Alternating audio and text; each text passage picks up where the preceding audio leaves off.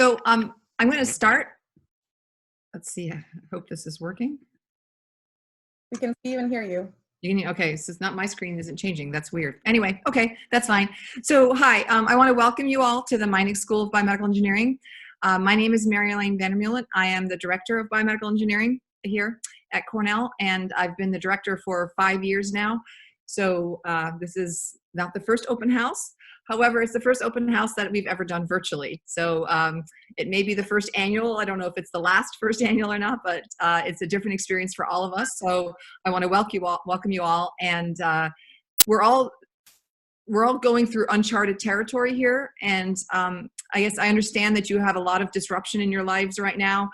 Many institutions, I don't know if all of yours are, but most institutions of higher education are closed at the moment or are transitioning to virtual education, virtual teaching.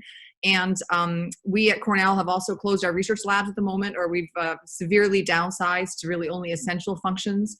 And so it's an uncharted time. It's an unusual time. And I think at some point we're going to look back and it's going to be a historic time, and we'll be maybe proud that we've lived through it and have stories to tell. But right now, I think it's painful and stressful, and we appreciate that. And we have the same thing on our ends. As Belinda said, she's at home, we're all at home here, and we're all figuring this out as we go. So that being said, tell us how we can help you with that, and if there's things that we can make easier in this process. But we do need to move forward with the process right now. And I appreciate your being online, appreciate your listening to this, and you know, again, it's a weird situation to be in. It's a little surreal.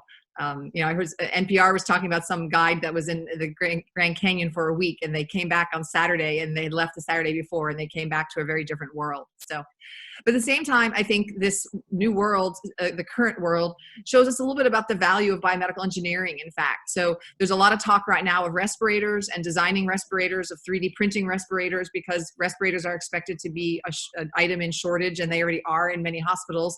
And we're unusual in that we're a population that knows something about respirators, right? And about these functions that are impacted by these diseases.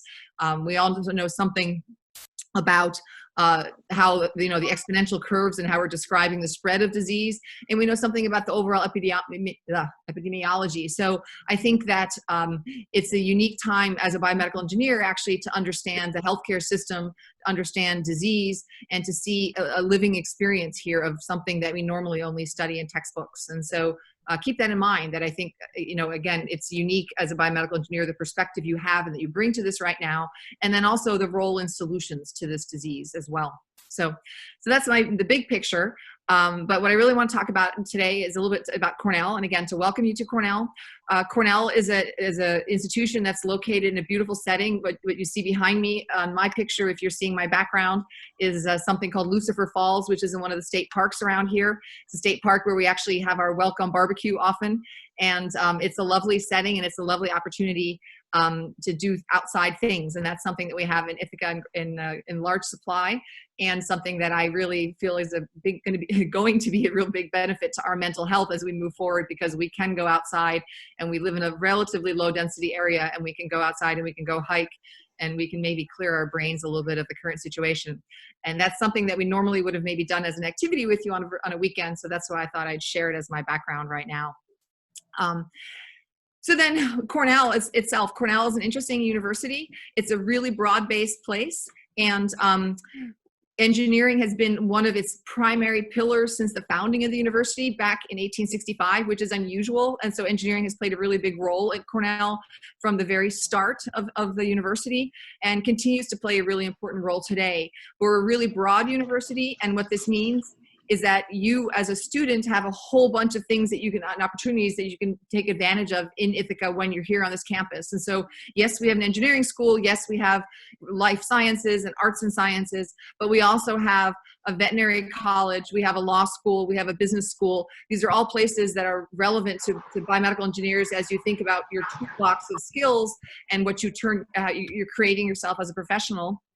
And so there's lots of opportunities broadly across Cornell that are somewhat unique. And one of the things that's really important about Cornell is that we are incredibly collaborative. And I think some of our collaborative nature arises from the fact that we are in a small town. And so we interact often outside of work, and then it leads to interesting ideas, and it leads to people, interfacing in ways that you might not if you all went home in different directions at night. And so we are much more community focused, I think, as a result.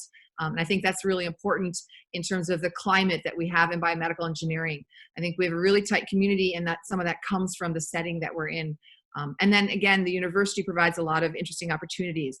So I guess I'm going to stop here. It's a weird setting, but are there questions I can answer in the big picture that I've just talked about? I normally do a little bit of interactive things with an audience, but it's hard to do interaction in this setting. So I thought I'd at least ask if there are questions right now that from the big picture that I could answer.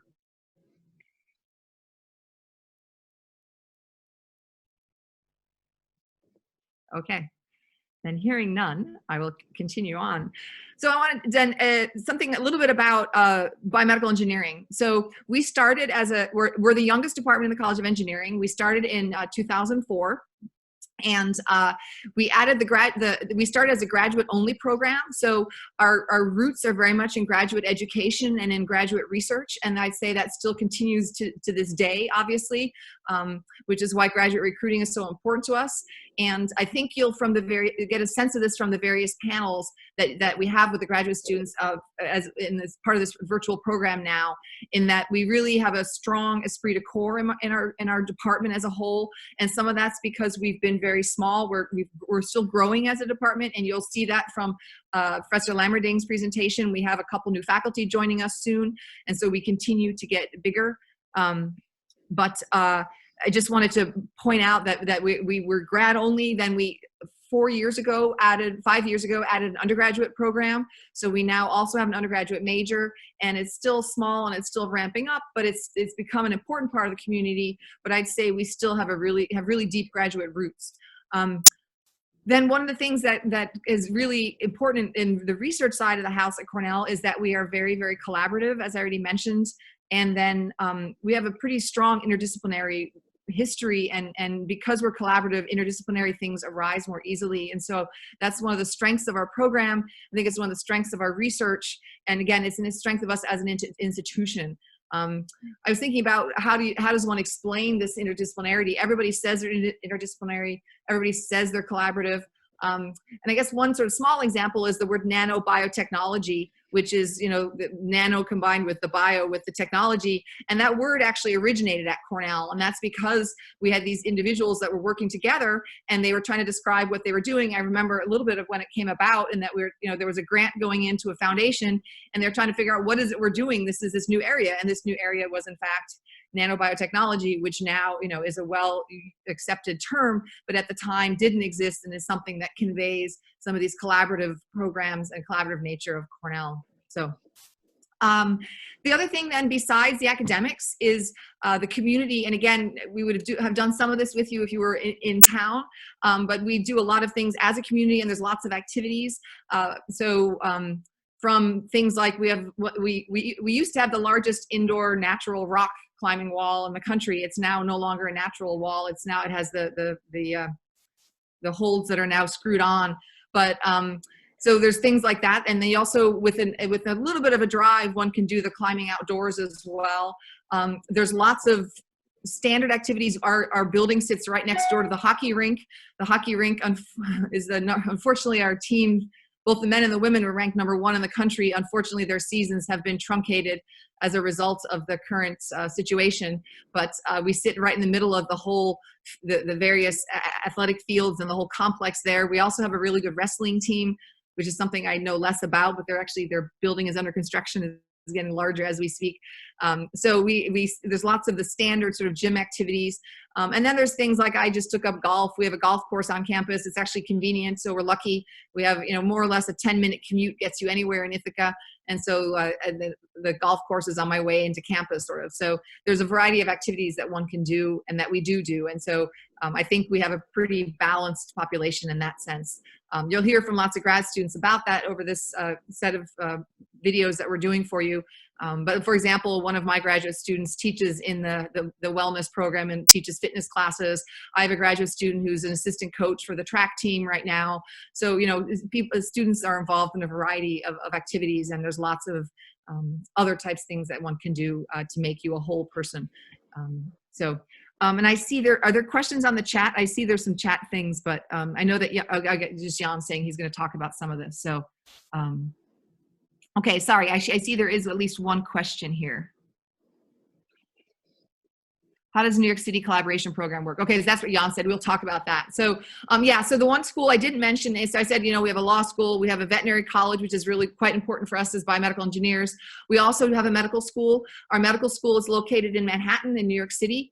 And I think every single one of our faculty has collaborations with the medical college. Under normal circumstances, there's a bus that runs back and forth 3 times a day. I think the bus is actually still running. I saw it the other day on campus. It's just some of us don't want to take the bus at the moment. But there's a bus that goes back and forth 3 times a day. The bus can do samples as well as people. And so we also send samples back and forth. And one of our faculty who has a clinical trial starting is working towards a clinical trial and just sent samples down this week as well to work on his next animal study. So there's a lot of back and forth between the 2 campuses, and it's made easier by connections. It's also made easier by these virtual connections, and that I have I collaborate with an orthopedic surgeon, and the orthopedic surgeon who I work with, he has his research meeting is shared up to our campus twice a week by Skype. And so we've collaborated across Skype for years and years now. And so these kinds of tools have made those interactions easier. But we all have collaborations in New York City, and they're a really important part of what we do because of the biomedical in our name, the medical part. So, okay, then there's a question about, do we plan on extending the decision deadline? So I am the chair, and I'm part of the BME Council of Chairs. So we have an email distribution list, and I actually suggested that we all should be postponing the deadline. However, there's a lot of concern about international students and visas. So we have to do it on a case-by-case basis. I had hoped that all biomedical engineering departments would uniformly move the deadline, but we can't do that the same way for international students. But we will definitely consider the circumstances. And I mean, I guess looking at the visa situation is going to be tricky regardless right now because of the number of embassies that are closed down around the world. But so that may just be a separate issue right now that we have to think about. But for people who need extensions, without a doubt, we will be granting extensions to the deadline. I guess we need a little bit of context to it to justify it, but I think it's easy at this point to find context as well. So we will be happy to discuss that with you for sure. Any other questions?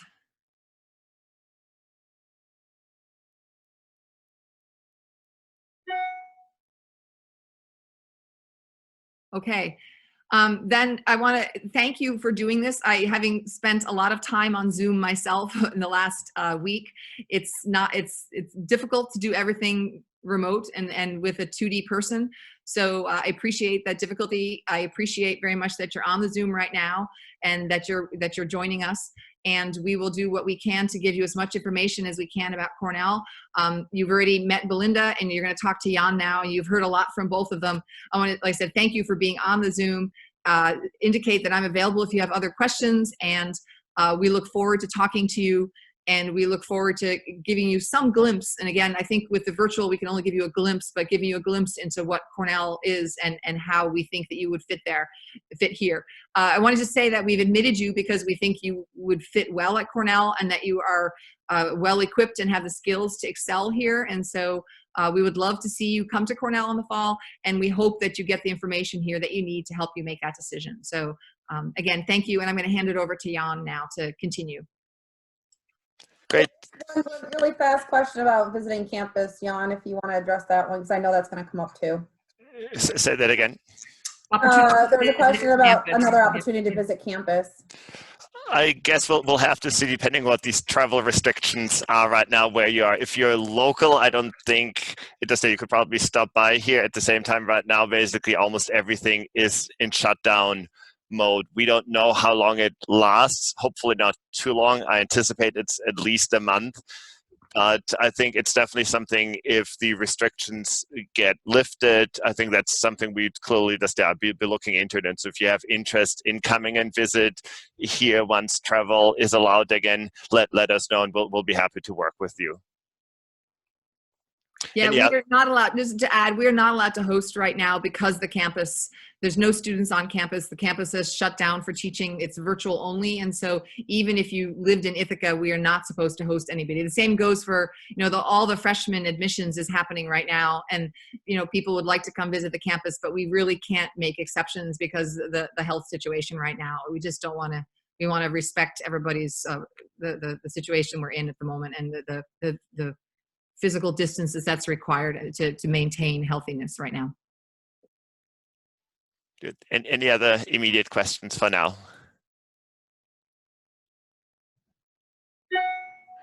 Good. So I think I'll just continue then. So it's my pleasure to talk to you. I guess good afternoon for most of you, good morning for some of you, I guess, depending on the time zone. I hope everybody is doing okay. It's clearly this a very stressful time. So I think for all of you, whether you had to travel home unexpectedly or you're still on campus expecting what's to come next. And therefore, we really just appreciate that you've been finding the time to call in here, spend time with us. And this is clearly not the format that we had hoped for. As Marilyn mentioned, we'd hope to just be able to host you on site, show you the campus, but clearly these are very exceptional times. And so we will have to deal with whatever we've been dealt with and trying to just make the best out of it. So we apologize as well in terms of getting some more information to you just relatively short notice, but the Cornell campus really just shut down in the last few days. So we've been working almost just around the clock to make sure that we have the virtual open house website ready for you, have schedules ready for you. And so please bear with us. If we run into technical difficulties or anything, just be patient. I think we're all learning and we're all in this together and figuring it out. I'd also like to thank our current students who, despite this really stressful times, many of them really just yesterday was the last day in the lab where they're all busy shutting down experiments, just still were willing now just to take the time today to serve on student panels, talk to you, since we really think that our graduate student community, I think our students, that is, I think, really one of our biggest strengths, and I think you'll hear more from them in the afternoon as well. And then lastly, just wanted to thank Belinda and Kathy, who are really just the other people who've done all of the work here just to make this possible. I should point out, we'll be recording all of these sessions, so if there's anything you miss or in the afternoon or tomorrow, we have some